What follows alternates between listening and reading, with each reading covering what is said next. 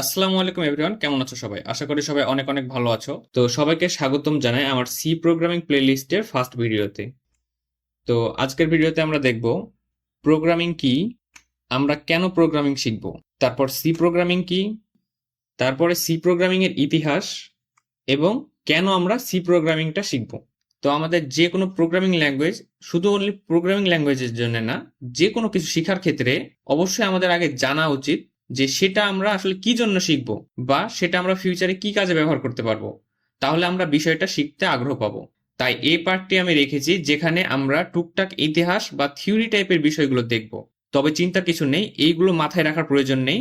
Just দেখে রাখো যেন ইন ফিউচারে এই বিষয়ে তোমাকে কেউ যদি কোনো কিছু কখনো কোশ্চেন করে তাহলে তখন যেন তুমি কিছুটা হলেও উত্তর দিতে পারো। তোমার যেন এরকম মনে না হয় যে তুমি বিষয়টা সম্পর্কে কিছুই জানো না। তো অনেক বকবক করে ফেললাম, তো চলো এবার ভিডিওটা শুরু করি।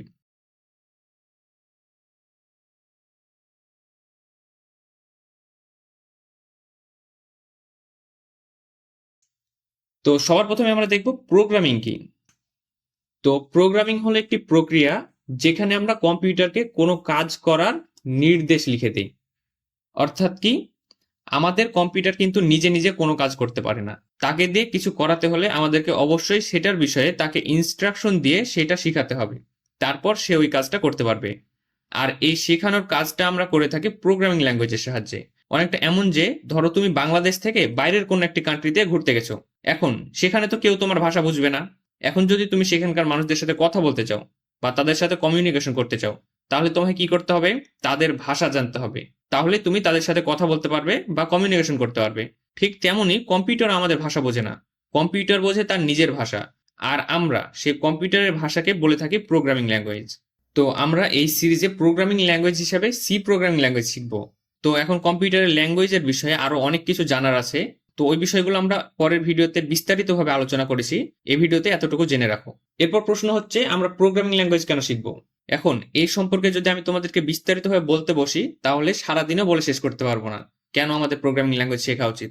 তুমি তো কম্পিউটার বা মোবাইল ব্যবহার করো, তো এর মধ্যে যে তুমি নানান রকম সফটওয়্যার ব্যবহার করছো এগুলো কিন্তু সব প্রোগ্রামিং দিয়ে তৈরি হয়েছে। তো তুমি যদি এগুলো সম্পর্কে ভালোভাবে জানতে চাও বা একজন বেসিক ফোন ইউজার না হয়ে কোর থেকে কম্পিউটার ব্যবহার করতে চাও, বা ফিউচারে software engineer, software developer, web developer, data scientist, AI engineer ইত্যাদি, এছাড়াও আরো অনেক ফিল্ড রয়েছে যেগুলো তুমি প্রোগ্রামিং জানলে সেই ফিল্ডগুলো নিয়ে নিজের ক্যারিয়ার তৈরি করতে পারবে। তো নিজের ক্যারিয়ার হিসাবে এইসব জিনিসগুলো করতে চাইলে অবশ্যই প্রোগ্রামিং এর বিকল্প কিছু নেই। তো এবার প্রশ্ন হচ্ছে সি প্রোগ্রামিং কি। তো সহজভাবে যদি বলি, সি প্রোগ্রামিং হলো একটি জেনারেল পারপাস প্রোগ্রামিং ল্যাঙ্গুয়েজ যা বিভিন্ন ধরনের সফটওয়্যার তৈরি করার কাজে ব্যবহার হয়, এবং এটি একটি স্ট্রাকচার প্রোগ্রামিং ল্যাঙ্গুয়েজ। এই কথাটা ভালোভাবে দেখো, স্ট্রাকচার প্রোগ্রামিং ল্যাঙ্গুয়েজ কি। স্ট্রাকচার প্রোগ্রামিং ল্যাঙ্গুয়েজ হলো এমন ধরনের প্রোগ্রামিং ল্যাঙ্গুয়েজ যেখানে প্রোগ্রামকে ছোট ছোট লজিক্যাল ব্লক বা স্ট্রাকচারে ভাগ করা হয়। এখন লজিক্যাল ব্লক বা স্ট্রাকচার বলতে কি বোঝাচ্ছে? তো তুমি যদি আজ থেকে কয়েক বছর আগে চলে যাও, 20-25 বছর আগে, তো তখন যে প্রোগ্রামিং ল্যাঙ্গুয়েজ গুলো ছিল ওগুলো নিয়ে কিন্তু লজিক ইউজ হতো না। তুমি একটা গেমের কথা চিন্তা করো, তো তুমি তো ছোটবেলাতে নিশ্চয়ই কখনো না কখনো স্নেক গেমটা খেলেছো। তো সেই গেমটা খেলার সময় কি হয়, যখন তুমি একটা করে খাবার খাও তখন সাবটার সাইজ একবার করে বাড়ে।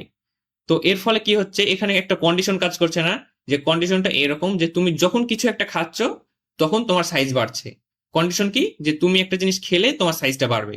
তো এই যে কন্ডিশনগুলো আছে না, এই কন্ডিশনগুলো আমরা এই স্ট্রাকচার প্রোগ্রামিং ল্যাঙ্গুয়েজে ডিটেলসে লিখতে পারি নিজের মতো করে। আর একটা জিনিস আমরা নর্মালি বলতে পারি যে যে জিনিস আমরা যত ডিটেলসে লিখতে পারবো ওই জিনিসটাতে আমরা তত সুন্দরভাবে ক্রিয়েটিভ ভাবে নিজের মতো করে নতুন নতুন জিনিস তৈরি করতে পারবো। আর স্ট্রাকচার প্রোগ্রামিং ল্যাঙ্গুয়েজটা হচ্ছে এরকমই, মানে আগের যে প্রোগ্রামিং ল্যাঙ্গুয়েজ গুলো ছিল লাইক অ্যাসেম্বলি ল্যাঙ্গুয়েজ, ওগুলা কিন্তু স্ট্রাকচার না, ওগুলা নিয়ে আমরা এরকম কন্ডিশন ইউজ করতে পারতাম না। ওগুলো নিয়ে জাস্ট নর্মাল কাজ হতো। কিন্তু এই যে প্রোগ্রামিং ল্যাঙ্গুয়েজ গুলো আছে না, এগুলো নিয়ে আমরা লজিক গুলো খুব ডিটেলস ইউজ করতে পারি। লাইক যদি কিছু লজিক্যাল কথা বলি, যেমন হচ্ছে লুপ, তারপর হচ্ছে কন্ডিশন ইত্যাদি আরো অনেক কিছু আছে। তো এই জিনিসগুলো আমরা ডিটেলসে ইউজ করতে পারি, যার কারণে এইটাকে বলা হচ্ছে একটা স্ট্রাকচার প্রোগ্রামিং ল্যাঙ্গুয়েজ। তো এবার প্রশ্ন হচ্ছে, এত এত প্রোগ্রামিং ল্যাঙ্গুয়েজ থাকতে কেন আমরা সি প্রোগ্রামিং ল্যাঙ্গুয়েজটা শিখবো? এটা খুব গুরুত্বপূর্ণ একটা কোশ্চেন।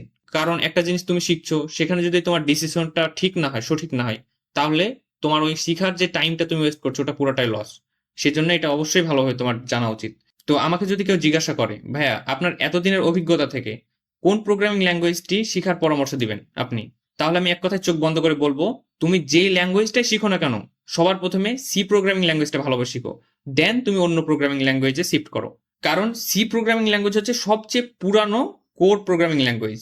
তুমি জেনে অবাক হবে যে সি দিয়ে কিন্তু সচরাচর কোনো সফটওয়্যার বানানো হয় না, এটি ব্যবহার করা হয় কোনো সিস্টেমের কোর কাজগুলো করতে, লাইক সার্ভারের কোড ডিজাইন। কারণ এটি প্রচন্ড ফাস্ট কাজ করে, আর এটা ব্যবহার করে আমরা একদম মেমোরি লেভেল থেকে কাজ করতে পারি, যেটা অন্যান্য সব প্রোগ্রামিং ল্যাঙ্গুয়েজে পসিবল হয় না। আর এই যে মেমোরি লেভেল থেকে কাজ করা, এটা একটা ভালো ডেভেলপার বলো বা ইঞ্জিনিয়ার বলো, এদের জন্য জানা খুব জরুরি। তুমি যত মেমোরি লেভেল থেকে মেমোরি ম্যানেজমেন্ট করা জানবে, তোমার সফটওয়্যারটা তত দ্রুত, ফাস্ট এবং ইফিসিয়েন্ট হবে। তো এই জিনিসগুলোর জন্য হলো তোমার সি একবার হলো শেখা উচিত ভালোভাবে। আর তাছাড়া যদি তুমি সি এর সব কনসেপ্টগুলো ভালোভাবে বুঝে ফেলো একবার, তাহলে কি হবে, অন্য যে কোনো প্রোগ্রামিং ল্যাঙ্গুয়েজ শিখতে তোমার খুব বেশি টাইম লাগবে না, সর্বোচ্চ 4 থেকে 5 দিনের মধ্যে তুমি যে কোনো প্রোগ্রামিং ল্যাঙ্গুয়েজে শিফট করতে পারবে। যেমন আমার নিজের কথা যদি বলি, সি কমপ্লিট করার পর সি প্লাস প্লাস শিখতে আমার মাত্র 1 দিন টাইম লেগেছিল। তাই আমার হিসাবে তোমাদের সি খুব ভালোভাবে শেখা উচিত। তো যদি ফর্মালি ভাবে বলি কি, প্রোগ্রামিং এর ভিত তৈরি করতে আমরা সি শিখবো, তাছাড়া কম্পিউটারের ভিতরে কিভাবে কাজ করছে সেটা বুঝতে, এবং এটি খুব দ্রুত একটা প্রোগ্রামিং ল্যাঙ্গুয়েজ। তো আমাদের প্রোগ্রামিং লাইফে অন্তত একটা ফাস্ট প্রোগ্রামিং ল্যাঙ্গুয়েজ শেখা উচিত, সেটা হয় সি বা সি প্লাস প্লাস, এই দুটার একটা শেখা উচিত। তো মজার ব্যাপার হচ্ছে, তুমি সি ভালোভাবে শিখলে সি প্লাস প্লাসটা তোমার কাছে একদমই সোজা হয়ে যাবে। সো সেই জন্য হলো তোমার সিটা শেখা উচিত। তো আমরা আমাদের ভিডিও শেষের দিকে চলে আসছি। তো এখানে সি এর বিষয়ে আরেকটু কিছু জেনে রাখো, সেটা হচ্ছে সি এর ইতিহাস। তো এখানে সি এর বেশি ইতিহাস কিছু জানার দরকার নেই, জাস্ট এইটা জেনে রাখো যে 1972 সালে ডেনিস রিচ বেল ল্যাবে এটি তৈরি করে, এবং সি ভাষা মূলত সর্বপ্রথম তৈরি করা হয়েছিল ইউনিক্স অপারেটিং সিস্টেমের জন্য। পরবর্তীতে এটি খুব দ্রুত জনপ্রিয় হয়ে যায়, যার কারণে সব জায়গাতে এটি ইউজ হয়। তুমি গুগল, ফেসবুক, অ্যামাজন যত বড় বড় কোম্পানি বলো না কেন, তাদের কোরে যে প্রোগ্রামিংটা আছে না, সেটা কিন্তু তারা সি দিয়ে করেছে।